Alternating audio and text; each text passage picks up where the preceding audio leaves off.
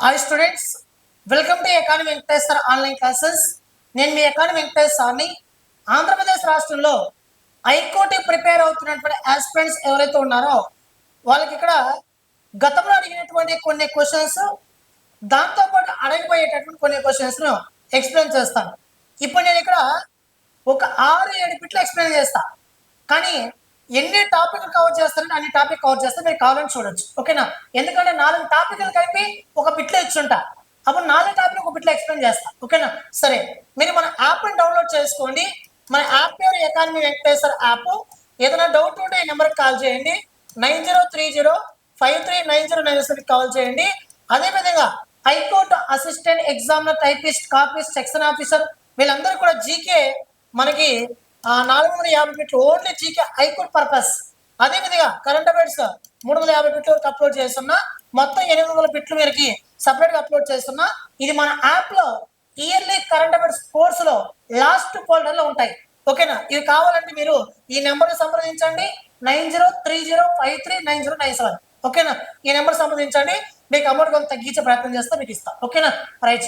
ఈ బిట్స్ నేను ఇచ్చినటువంటి 800 బిట్లు, అదేవిధంగా నా యూట్యూబ్ ఛానల్, నా మెటీరియల్, వీటిని చదువుపోతే మీకు ఖచ్చితంగా జాబ్ వస్తుంది. ఓకేనా?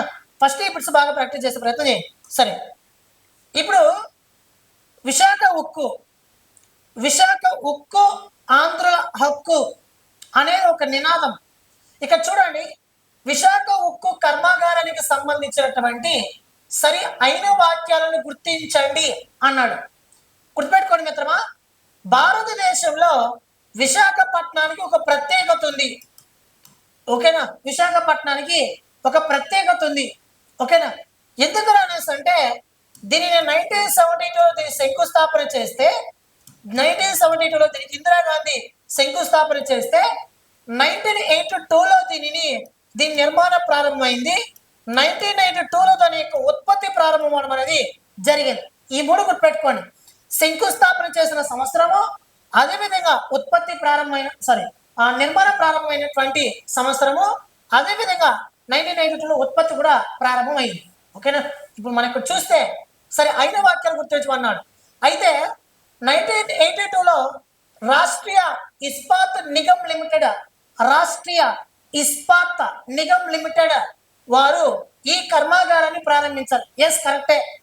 1992లో ఈ కర్మాగారంలో ఉత్పత్తి ప్రారంభమైంది. ఇది కరెక్టే.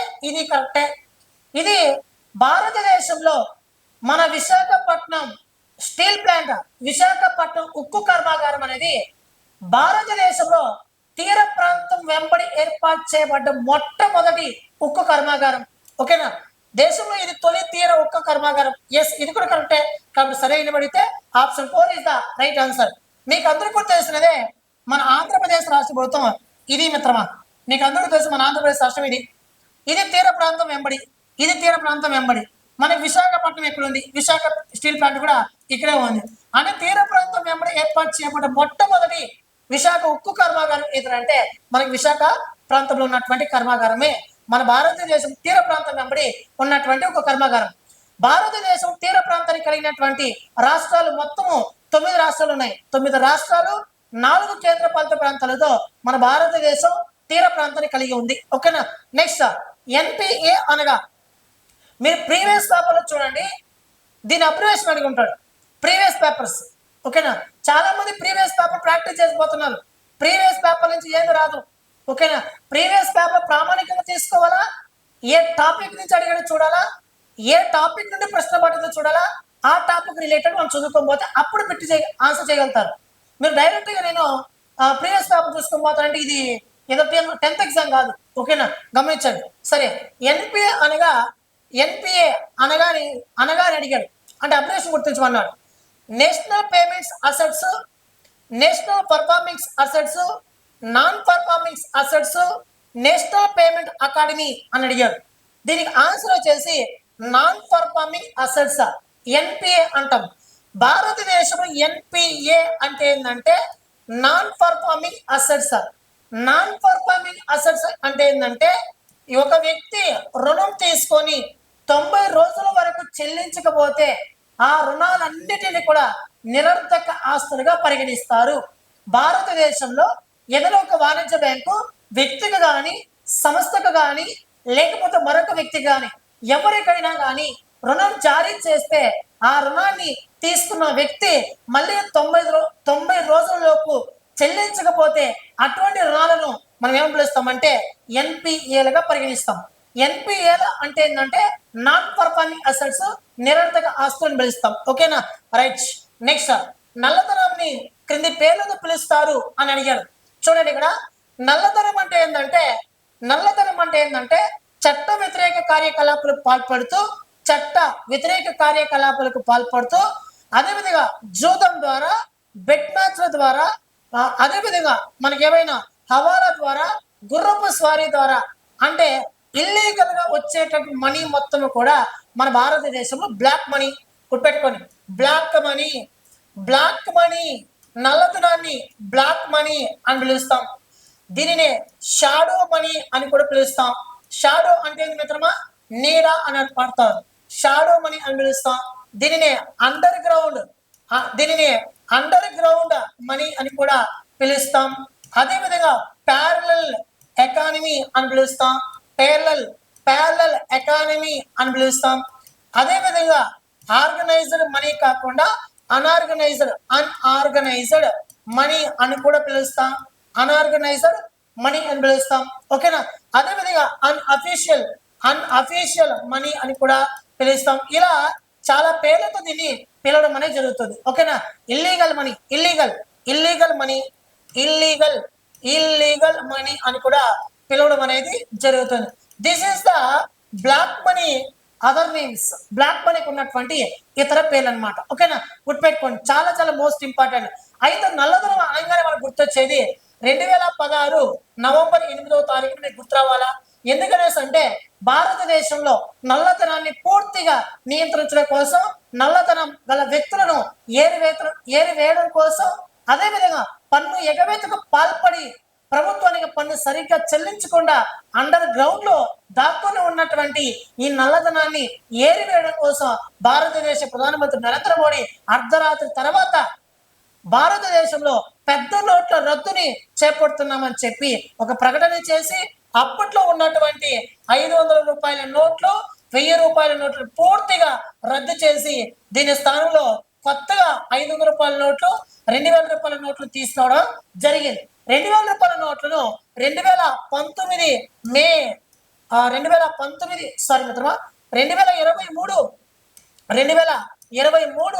మే 19వ తారీఖున మన భారత ప్రభుత్వం అధికారికంగా ఈ 2000 రూపాయల నోట్లు కూడా ఉపసంహరించుకోవడం అనేది జరిగింది.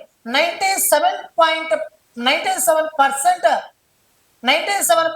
2000 రూపీస్ నోట్స్ అన్ని కూడా ఆర్బీఐకి చేరిపోయాయని చెప్పి ఇటీవల రిజర్వ్ బ్యాంక్ ఆర్బీఐ తెలపడం అనేది జరిగింది. ఓకేనా. ఇప్పుడు చూసుకోండి, మనకి చాలా చాలా ఇంపార్టెంట్ ఏంటంటే మన భారతదేశంలో కరెన్సీ నోట్లను ముద్రించే బాధ్యత ఆర్బీఐ కలిగి ఉంటుంది. ఏం నోట్లు ముద్రించే బాధ్యత? మనకి 5 రూపాయల నోట్లు, 1000 రూపాయల నోట్లు ఇలాంటి వాటిని ముద్రించే బాధ్యత మన భారతదేశంలో ఆర్బీఐ, బ్యాంకులకే బ్యాంకు, సుప్రీం బ్యాంకు, కేంద్ర బ్యాంకు, కరెన్సీ నోట్ల జారీ బ్యాంకు, ప్రభుత్వ బ్యాంకు, అదే మన భారతదేశం రిజర్వ్ బ్యాంక్ ఆఫ్ ఇండియా. 1 రూపాయి నాణ్యాలను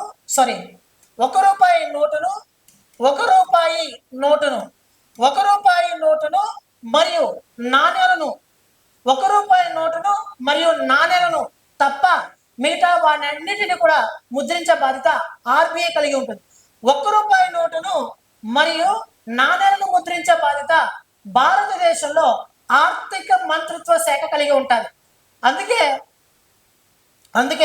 1 రూపాయి నోటు పైన ఆర్థిక మంత్రిత్వ శాఖ కార్యదర్శి సంతకం ఉంటుంది.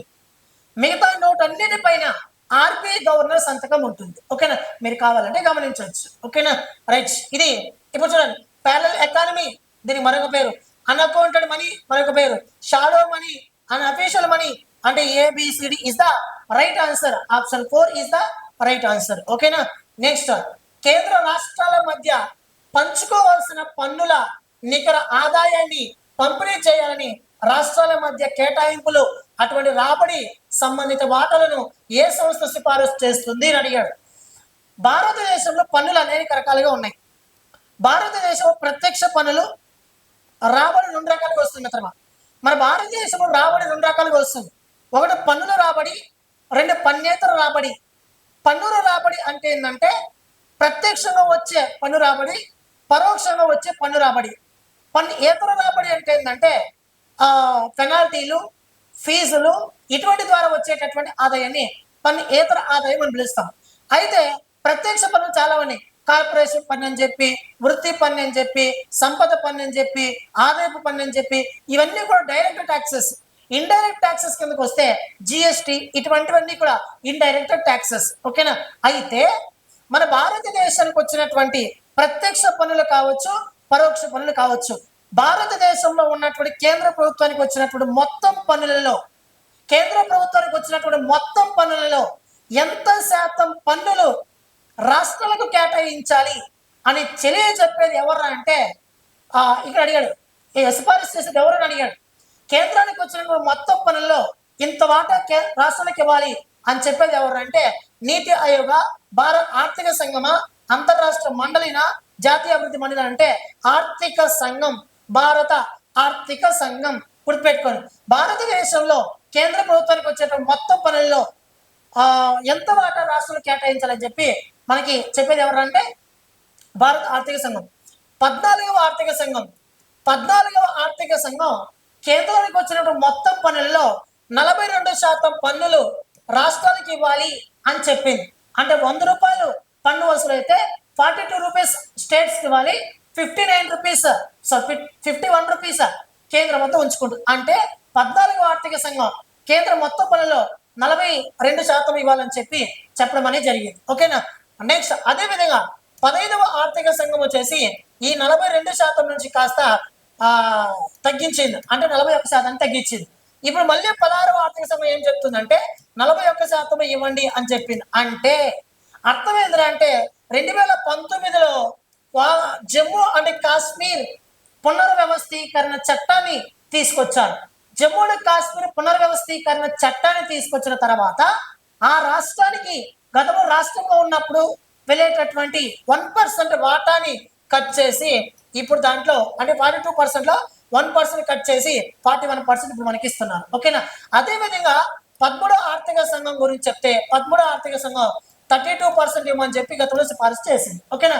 మన భారతదేశంలో 1961 ఆదాయపు పన్ను చట్టంలోని సెక్షన్ నెంబర్ 80 క్యాపిటల్ సి ప్రకారం మన భారతదేశం ఆదాయపు పన్ను చట్టాన్ని మొన్నటి వరకు విధించేవాళ్ళు. కానీ ఈ 1961 చట్టం స్థానంలో 2025లో నూతన ఆదాయపు పన్ను చట్టాన్ని తీసుకొచ్చి 2026 ఏప్రిల్ 1వ తారీఖు నుంచి ఈ నూతన చట్టాన్ని అమలులోకి తీసుకురావడం జరిగింది.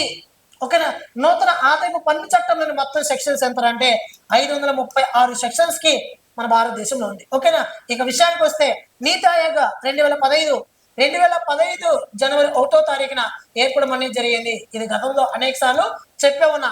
భారత ఆర్థిక సంఘం ప్రతి 5 సంవత్సరాలకు ఒకసారి భారత రాష్ట్రపతి ఏర్పాటు చేస్తారు. ప్రతి 5 సంవత్సరాలకు ఒకసారి భారతదేశ రాష్ట్రపతి ఏర్పాటు చేస్తారు. ప్రస్తుతం మన భారతదేశంలో 16వ ఆర్థిక సంఘం నడుస్తుంది. ఓకేనా. నెక్స్ట్ భారత రాజ్యాంగం 280 ప్రకారం, ఆర్టికల్ నెంబర్ 280 ప్రకారం మన భారతదేశంలో ఆర్థిక సంఘాన్ని 5 సంవత్సరాలకు ఒకసారి రాష్ట్రపతి ఏర్పాటు చేస్తారు. ఓకేనా. నెక్స్ట్ అంతర్రాష్ట్ర మండలి అని తెలియజెప్పే ఆర్టికల్ ఎంత అంటే 263, 262 వచ్చేసి ఇంటర్ స్టేట్ రివర్స్.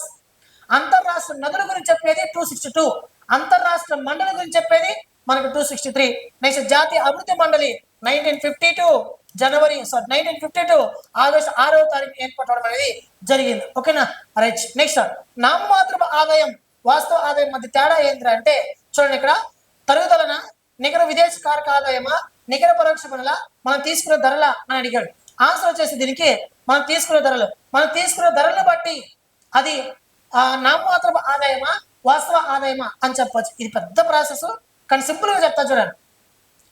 భారతదేశంలో నామమాత్రపు ఆదాయం అంటే ప్రస్తుత ఆదాయం, వాస్తవ ఆదాయం అంటే స్థిర ధరల్లో ఆదాయం, అనగా ఆదాయ సంవత్సరం ధరల్లో ఆదాయం. ఆదాయ సంవత్సరం ప్రస్తుతం మన భారతదేశంలో 2022-23 నడుస్తుంది. ఓకేనా. సార్ మాకు మళ్ళీ దాని గురించి మాట్లాడు. క్రింది వాక్యాలను పరిశీలించండి, తప్పుగా ఉన్నటువంటి వాక్యాలను గుర్తించండి అన్నాడు. తప్పుగా ఉన్నటువంటి వాక్యాలు గుర్తించండి అన్నాడు. మెక్సికోలో 1960 దశకంలో హరిత విప్లవం ప్రారంభమైంది. ఎస్ కరెక్టే. ఓకేనా. మెక్సికో దేశంలో 1960 సంవత్సరంలో ఈ హరిత విప్లవం అనేది ప్రారంభమైంది. అయితే 1960 దశకంలో మెక్సికోలో హరిత విప్లవం ప్రారంభమైతే అమెరికాకు చెందిన ఒక శాస్త్రవేత్త, ఆయన పేరే నార్మన్ బోర్లాగ్. అమెరికాకు చెందినటువంటి శాస్త్రవేత్త నార్మన్ బోర్లాగ్ రాక్ ఫెల్లర్ ఫౌండేషన్ ప్రకారం, రాక్ ఫెల్లర్ ఫౌండేషన్ సహకారంతో మెక్సికో దేశానికి వెళ్ళాడు. మెక్సికో దేశానికి వెళ్ళి అక్కడ అధిక దిగుబడి ఇచ్చేటటువంటి గోధుమ వంగడాల పైన పరిశోధన చేశాడు నార్మన్ బోర్లాగ్. తద్వారా మెక్సికోలో అధిక దిగుబడి ఇచ్చేటటువంటి ఈ గోధుమ వంగడాలను సృష్టించడం జరిగింది. అంటే నార్మన్ బోర్లాగ్ని ప్రపంచ హరిత విప్లవ పితామహుడిగా పిలుస్తారు. ఎస్, ఇది కరెక్టే. నెక్స్ట్, హరిత విప్లవం అనే పదాన్ని మొట్టమొదటిసారి సూచించిన వ్యక్తి వచ్చేసి నార్మన్ బోర్లాగ్ అని ఇచ్చాడు. కాదు మిత్రమా, అమెరికాకు చెందినటువంటి విలియం ఎస్ గాండ్ అనే ఒక వ్యక్తి హరిత విప్లవం అనే పదాన్ని మొట్టమొదటిసారిగా సూచించాడు. ఓకేనా. కాబట్టి తప్పుగా ఉన్నటువంటి వాక్యం ఇది. ఇప్పుడు ఒక చిన్న లాజిక్ చెప్తా చూడండి. ఇలాంటి వాక్యాలు వచ్చినప్పుడు తప్పుగా ఉన్న వాక్యాన్ని అడిగాడు. ఓకేనా. ఇప్పుడు బి మాత్రమే తప్పుగా ఉంది. ఇక్కడ బి ఎక్కడ ఉంది మిత్రమా? ఇక్కడ ఉంది, ఇక్కడ ఉంది, అంతేనా? అయితే ఈ రెండిట్లో ఆన్సర్ ఏమి ఉండాలా? ఈ రెండు ఆప్షన్ ఎలిమినేట్ చేయాలా? ఓకేనా. ఎందుకంటే మనకు తెలుసు బి అనేది తప్పు, వాడు అడిగిన కూడా తప్పు వాక్యమే. బి ఎక్కడుందో అది ఆన్సర్ అవుతుంది, అంతే కదా. బి ఇందులోనే ఉంది, ఇందులోనే ఉంది. ఓకేనా. కాదా? ఇంకో విషయం ఏంటంటే ఏ కరెక్ట్ కదా, ఏ కరెక్ట్ బి తప్పు. చూడండి, ఏ కరెక్ట్ బి తప్పు. ఏ కరెక్ట్ అయినప్పుడు ఇది సరికాని వాక్యం, తప్పుగా ఉండే వాక్యం కాదు కదా. ఎందుకంటే ఏపీసీ ఉంది, ఏ అదే సరైన వాక్యం. ఓకేనా. కాబట్టి ఆన్సర్ ఏమవుతుంది? ఓన్లీ బి అవుతుంది. చూడండి ఎంత చిన్న లాజిక్, టైం సేవింగ్ ఇది టైం సేవింగ్. ఆప్షన్ ఎలిమినేట్ చేసేది ఎప్పుడైతే మీరు నేర్చుకుంటారో అప్పుడు విజేతలు అవుతారు. ఓకే. అందుకే నేను ఇలాంటి ఎక్కువ ప్రశ్నలు ఇస్తుంటా. ఎప్పుడు వాట్ ఈస్ అవర్ నేమ్ అన్నట్టు ఇవ్వను. అందుకే మన యాప్లో Indian academy classes, AP academy classes, ASO classes, higher education, JL, DL, HW దేనికైనా ప్రిపేర్ అవ్వండి. జనరల్ స్టడీస్ పేపర్ దగ్గరలో తీసుకొస్తాను, టెస్ట్ సిరీస్ దుమ్ములేపుతున్నా. ఓకేనా. రైట్, వెయిట్ చేయండి. నెక్స్ట్, మెక్సికోలో ఉన్న అధిక దిగుబడి ఇచ్చేటటువంటి గోధుమ వంగడాలను భారతదేశానికి సంబంధించిన ఎంఎస్ స్వామినాథన్ గారు పరిచయం చేస్తారు. ఎస్, మెక్సికో దేశంలో నార్మన్ బోర్లాగ్ అనే వ్యక్తి అధిక దిగుబడి ఇచ్చేటటువంటి గోధుమ వంగడాలను సృష్టిస్తే అవే మన భారతదేశానికి తీసుకొచ్చి పరిచయం చేసిన వ్యక్తి ఎవరంటే ఎంఎస్ స్వామినాథన్. 2023 సెప్టెంబర్ 8న మన భారతదేశంలో మరణించాడు ఆయన. ఓకేనా. రైట్, ఎస్, ఇది కూడా కరెక్టే. ఎంఎస్ స్వామినాథన్ ఇటీవల సెప్టెంబర్ 28, 2023న మరణించలేదు. ఎస్, కరెక్ట్, ఇది కూడా కరెక్టే. కాబట్టి B is the right answer. చూడండి, మనం ఎక్స్ప్లెయిన్ చేసుకున్నాక బి ఇస్ ఆన్సర్. ఓకేనా. రైట్ మిత్రమా. నెక్స్ట్, దేశంలో క్రింది ఏ కమిటీ సిఫారసు వరకు సేవా పన్ను? లైఫ్ లో గుర్తుపెట్టుకోండి, మీరు ఏ కాంపిటేటివ్ ఫీల్డ్కైనా గుర్తుపెట్టుకోండి, కళ్ళు మూసుకొని గుర్తుపెట్టుకోండి, గుర్తుగా గుర్తుపెట్టుకోండి. భారతదేశం సేవా పన్ను అనగానే మీకు గుర్తొచ్చేది రాజా చెల్లయ్య కమిటీ. ఏం మాట్లాడదు, రాజా చెల్లయ్య కమిటీ. మన భారతదేశంలో సేవల పైన పన్నును విధించమని సిఫారసు చేసిన మొట్టమొదటి కమిటీ, ఏకైక కమిటీ రాజా చెల్లయ్య కమిటీ. విజయ్ కేల్కర్ కమిటీ ప్రకారం మన భారతదేశంలో జిఎస్టీని తీసుకురావడం జరిగింది. ఓకేనా. ఈ విషయం మర్చిపోవద్దు. ఓకేనా. నెక్స్ట్, క్రింద ఏ సందర్భాలలో ఆర్బీఐ సులభతర ద్రవ్య విధానాన్ని అవలంబిస్తుందని అడిగాడు. సులభతర ద్రవ్య విధానాన్ని అవలంబిస్తుందని అడిగాడు. ఇక్కడ రెండు విషయాలు గుర్తుపెట్టుకొని, ఒకటి కఠిన ద్రవ్య విధానం, రెండవది వచ్చేసి సులభతర ద్రవ్య విధానం. ఓకేనా. గుర్తుపెట్టుకోండి, కఠిన ద్రవ్య విధానం అంటే ఏంటంటే అధిక వడ్డీకి రుణాన్ని మనం తెచ్చుకుంటే అది కఠిన ద్రవ్య విధానం. తక్కువ వడ్డీకి రుణాన్ని తెచ్చుకుంటే అది సులభతర విధానం. మన గ్రామంలో 10 రూపాయలకు 100కి 10 రూపాయలు వడ్డీకి ఇచ్చేవాడు ఉంటాడు, 100కి 2 రూపాయలకి వడ్డీ తీసుకునేవాడు ఉంటాడు, 100కి 10 రూపాయలు తీసుకునేవాడు ఉంటాడు, 100కి 2 రూపాయలు తీసుకునేవాడు ఉంటాడు. 100కి 10 రూపాయల దగ్గర నువ్వు వడ్డీకి తెస్తే అది కఠిన ద్రవ్య విధానం. ఓకేనా? నువ్వు ₹2 వడ్డీ గల దగ్గర చేస్తే అది సులభ ద్రవ్య విధానం. ఓకేనా? సులభ ద్రవ్య విధానం. ఇప్పుడు వాడు ఏమడిగాడంటే క్రింది ఏ సందర్భంలో ఆర్బీఐ సులభ ద్రవ్య విధానాన్ని అవలంబిస్తుందని అడిగాడు. ఇప్పుడు చూడండి, ద్రవ్యోల్బణం అంటే ఏంటి మిత్రమా? ద్రవ్యోల్బణం అంటే ధరలు విపరీతంగా పెరగడం. ప్రతి ద్రవ్యోల్బణం అంటే మనకి ధరలు విపరీతంగా పడిపోవడం. ధర ఎక్కువగా ఉన్నటువంటి సమయంలో కఠిన ద్రవ్య విధానాన్ని అవలంబిస్తాం. ఓకేనా? ప్రతి ద్రవ్యోల్బణం విషయంలో సులభ ద్రవ్య విధానాన్ని అవలంబిస్తాం. కారణం ఏంటంటే ద్రవ్యోల్బణం అంటే విపరీతంగా రేట్లు పెరిగిపోతున్నాయి. విపరీతంగా పెరిగిపోతున్నాయి అంటే భారతదేశం మార్కెట్ ప్రతి వస్తువు హై రేంజ్ లో ఉంది రేటు. ఆ వస్తువుని సామాన్య ప్రజలు కొనుక్కుని తినలేనటువంటి పరిస్థితిలో అంత రేటు భారతదేశంలో ఉంది. దానిని ద్రవ్యోల్బణం అని పిలుస్తాం. అలాంటి సందర్భంలో మనం ఇచ్చేటటువంటి వడ్డీకి ఇచ్చేటటువంటి అమౌంట్ పెంచే కొద్దీ, ఓకేనా, వడ్డీకి ఇచ్చేటటువంటి అమౌంట్ పెంచే కొద్దీ మన దగ్గర ప్రజలు ఎవరు ఆ వడ్డీకి వెళ్ళరు. ఓకేనా? ₹10 ₹110 అంటే వడ్డీకి ఎవరు తీసుకుంటారా? ఎవరు తీసుకోరు. ఓకేనా? అంటే ఆ సమయంలో కఠిన ద్రవ్య విధానాన్ని అవలంబిస్తాడు. వడ్డీ పెంచుకోబోయే కొద్దీ ప్రజలు ఎవరు మన దగ్గర వడ్డీకి తీసుకోరు. వడ్డీకి తీసుకోకసరికి ప్రజల దగ్గర డబ్బు ఉండదు. ప్రజల దగ్గర డబ్బు లేకపోయేసరికి బయట వస్తువులు కొని కొనరు. బయట వస్తువులు కొనకపోతే ఆ బయట వస్తువు సేల్స్ కావు. ఆ బయట వస్తువు సేల్స్ కాకపోతే మూసుకుని వాడు ధర తగ్గిస్తాడు. ఓకేనా? ధర తగ్గిస్తాడు. అప్పుడు సామాన్య ప్రజలు ఆ వస్తువును కొనుక్కొని తినాల్సినటువంటి పరిస్థితి అప్పుడు ఏర్పడుతుంది. కాబట్టి చూడండి, ఇక్కడ సులభ ద్రవ్య విధానాన్ని ఎప్పుడు అవలంబిస్తారు అనేసి అంటే ప్రతి ద్రవ్యోల్బణ కాలంలో అవలంబిస్తారు. ద్రవ్యోల్బణ కాలంలో కఠిన ద్రవ్య విధానాన్ని అవలంబిస్తారు. కారణం ఏంటో చూడండి, ప్రతి ద్రవ్యోల్బణ కాలం అంటేనే రేట్లు విపరీతంగా పడిపోయినాయి. ఎవరు కొనలా, వాళ్ళ దగ్గర డబ్బులే. ఓకేనా? ఇప్పుడు ఏమవుతుందంటే సులభ ద్రవ్య విధానాన్ని అవలంబిస్తారు. అంటే తక్కువ వడ్డీకే ఎక్కడ చూసినా రుణం ఇస్తారు. దానికి ఏమవుతుంది, ప్రజలందరూ ఎగబడి ఆ రుణాన్ని తెచ్చుకుంటారు. రుణాన్ని తెచ్చుకునే కొద్దీ ప్రజల దగ్గర డబ్బు ఉంటుంది. ప్రజల దగ్గర డబ్బు ఉండే కొద్దీ ఆటోమేటిక్ బయట వస్తువు పై ఖర్చు పెడతారు. బయట వస్తువు పై ఖర్చు పెట్టే కొద్దీ ఆ వస్తువు ధర ఆటోమేటిక్ గా పెరుగుతుంది. ఓకేనా? తద్వారా కాబట్టి ద్రవ్యోల్బణ కాలంలో కాకుండా ప్రతి ద్రవ్యోల్బణ కాలంలో సులభ ద్రవ్య విధానాన్ని అవలంబిస్తారు. కఠిన ద్రవ్య విధానాన్ని ద్రవ్యోల్బణ కాలంలో అవలంబిస్తారు. నెక్స్ట్ చివరిది 2017. ఇక చూడండి, 1921 గుర్తుపెట్టుకోండి.